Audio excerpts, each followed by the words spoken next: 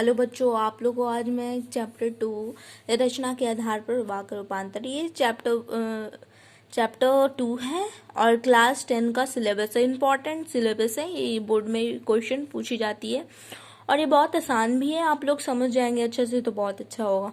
और हमारी वीडियो अच्छी लगी, आपको समझ में आए तो लाइक और सब्सक्राइब कर दीजिएगा प्लीज़। पहले देखते हैं रचना के आधार पर वाक्य रूपांतर। दो आधार होते हैं, एक अर्थ के आधार पर और एक रचना के आधार पर। तो हम लोग को रचना के आधार पर देखना है वाक्य कैसे रूपांतर होते हैं। तो तीन वैसे होते हैं, तीन प्रकार से होते हैं वाक्य रूपांतर। पहला है साधारण वाक्य। इसका परिभाषा देखते हैं। जिन वाक्यों में एक मुख्य क्रिया हो उनके साधारण वाक्य कहते हैं, उसे साधारण वाक्य कहते हैं। मतलब कि उसमें एक उद्देश्य और एक विधेय हो, उसे साधारण वाक्य या सरल वाक्य कहते हैं। जैसे आप लोग उदाहरण देखिए, पानी बरस रहा है, तो यह साधारण और सिंपल वाक्य है जिसमें एक उद्देश्य, मतलब उद्देश्य जो बरस रहा है। पानी मतलब उद्देश्य है और विधेय है बरस रहा है, तो इसमें एक ही उद्देश्य भी है और एक ही उद्देश्य विधेय भी है।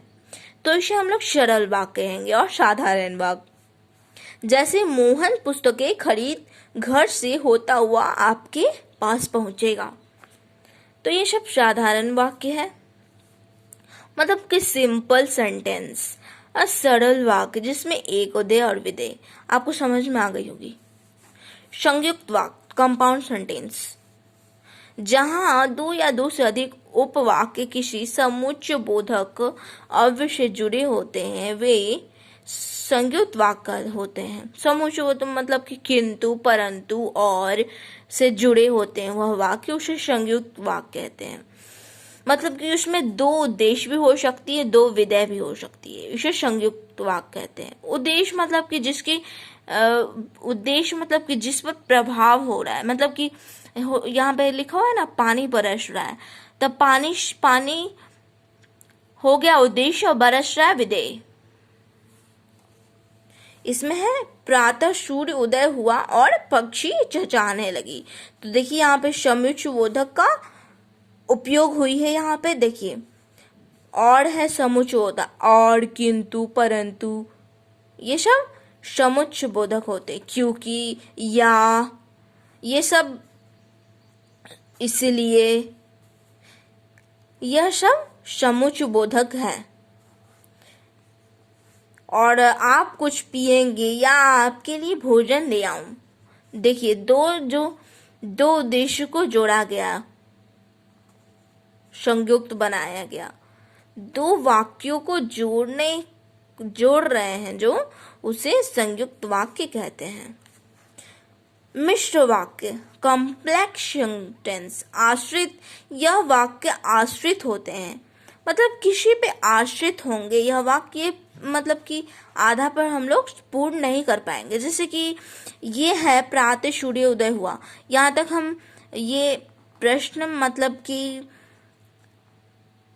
पूर्ण चिन्ह लगा देंगे तो ये पूरा हो जाएगी, ये पूर्ण वाक्य हो जाएगी। लेकिन इसमें हम लोग पूर्ण नहीं कर पाएंगे। नेहा ने कहा कि वह, मतलब कहा कि, क्या कहा, ये पूर्ण नहीं हो पाया ये वाक्य, तो इसे मतलब ये दूसरे वाक्य पे आश्रित है, तो इसे ही मिश्र वाक्य कहते हैं और आश्रित वाक्य भी कहते हैं। जिन वाक्यों की रचना एक से अधिक ऐसे उपवाक्यों से हुई हो जिसमें एक प्रधान तथा अन्य वाक्य गौण हो, उन्हें मिश्र वाक्य कहते हैं। जैसे नेहा ने कहा कि वह अधिक परिश्रम करेगी, मतलब नेहा ने कहा, तो मतलब कि यहाँ पे तो पूर्ण वाक्य नहीं, पूर्ण विराम तो नहीं लगा सकते हैं क्योंकि फिर अधूरा हो जाएगा। ये डिपेंड रहते हैं, ये निर्भर रहते हैं दूसरे वाक्य पे। न ही वह मुझे पहचानता है, न ही वह मुझे जानता है। नहीं वह मुझे पहचानता है, यहाँ पे पूर्ण वाक्य लगा देंगे तो यह अधूरा वाक्य लगेगा, इसलिए हम लोग दूसरे वाक्य पे आश्रित है। ये मालिक ने कहा कि कल की छुट्टी रहेगी की, मालिक ने कहा कि, यहाँ पे हम लोग पूर्ण कर देंगे तो क्या पता चलेगा कि क्या हुआ, क्या कहा, फिर यहाँ पे क्वेश्चन मार्क हो जाएगी। इसीलिए यह आश्रित वाक्य है, मिश्रित वाक्य है। और हम लोग ये तो हम लोग देख लिए हैं, और इतना ही बस। आप लोग ये उदाहरण देख लीजिए। ये सब उदाहरण सीवीसी में भी पूछी गई है, जो 10 क्लास की बोर्ड होती है ना, उसमें ही पूछी गई है ये सब क्वेश्चन। उदाहरण आप लोग देख लीजिए।